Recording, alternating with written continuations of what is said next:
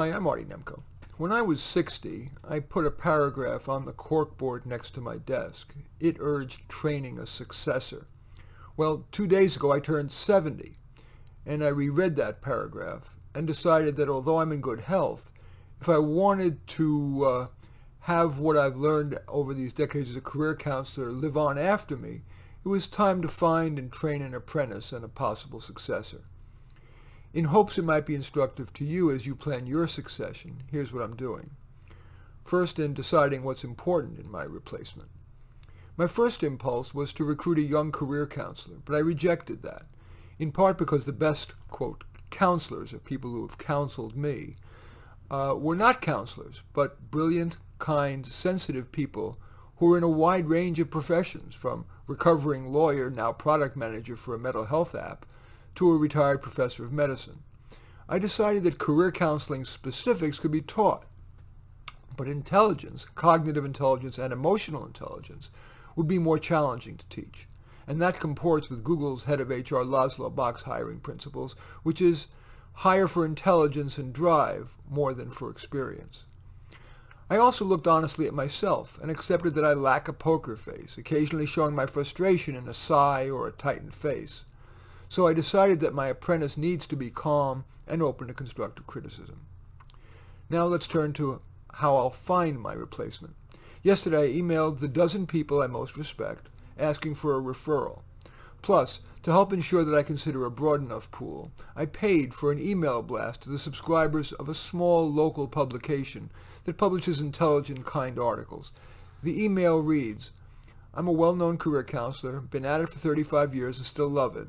But having just turned 70, despite being in good health, I feel the responsible thing to do is to share what I've learned over these years with an intern or apprentice, so my years of experience don't die with me, hopefully a decade or two from now."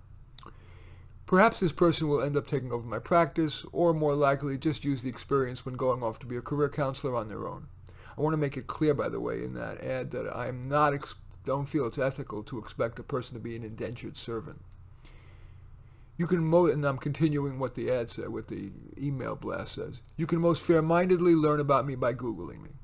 I do not require you to have been a counselor of any sort. Rather, I will prioritize intelligence, emotional intelligence, responsibility, diligence, likability, and the ability to motivate people to take action rather than procrastinate.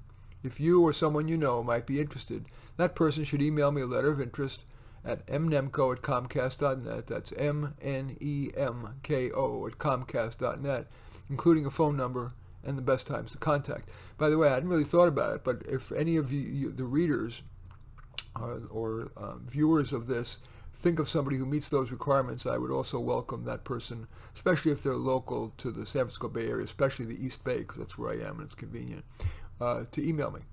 In any event, for each person who passed the paper screening, I'll conduct the interview, just one interview. When employers make candidates endure a series of interviews, it's not only unfair to candidates, but unnecessarily uses employee time. And the way I'll have it work is we'll sit at my kitchen table and I'll offer coffee or tea plus some warm pastry. And I'll start with an important softball question. Like, after a conversation, I sometimes find myself thinking, oh, I wish I had said that. So to avoid that, is there something you want to make sure you tell me? Next, I'll ask questions that follow up on their letter of introduction, especially probing the accomplishments they mentioned so I can get a clearer sense of whether he or she meets the aforementioned hiring criteria. Finally, with each candidate, I'll role-play 2 scenarios of situations that are commonly faced in career counseling. A client who says that he or she is not passionate about much of anything, and a client who procrastinates a lot. Of course, I don't expect the candidate to perform expertly, but it will help me sense their potential. I'll ask the number 1 candidate, the true finalist at the end of the interview process, to provide the email address and phone number of 3 references. Because most people are reluctant to give a negative reference, I'll phone each person after hours when I'll likely get voicemail. I'll say something like, I'm hiring for an important position, an apprentice to me, whom, if things work out, will take over my career counseling practice. I'm not necessarily looking for someone with counseling experience. What's important is, and then I would insert the hiring criteria I mentioned, and I'm considering Mary Jones or whatever her name is. If you think that he or she would be excellent, I would love a return call. If not, no need to call back. And my phone number is, and I would insert it. Thanks so much for considering this. And I would be reassured if the candidate, reassured about the candidate, if I got a call back from, say, 2 out of the 3 references. Of course, a positive one. Finally, let's turn to training my replacement.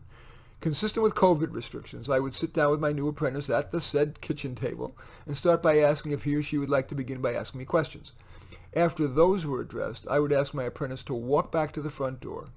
I'd then simulate what I do with a prototypical client from beginning through the end of the session. Then I'll answer any questions, invite my apprentice to ask or email me further questions, as well as to watch real sessions with client permission, of course, as well as how I handle payment and other aspects of running a private practice. And if COVID restrictions preclude that, of course, I'll do all that virtually.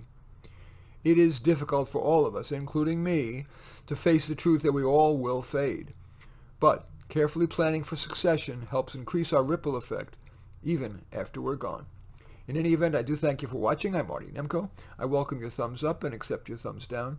I always look forward to your comments, and especially like it if you hit the social media, the share button below, and share it on your social media so that my efforts can have broader impact. And I am flattered if you choose to subscribe to my channel. And in any event, I do thank you for watching. I am Marty Nemko.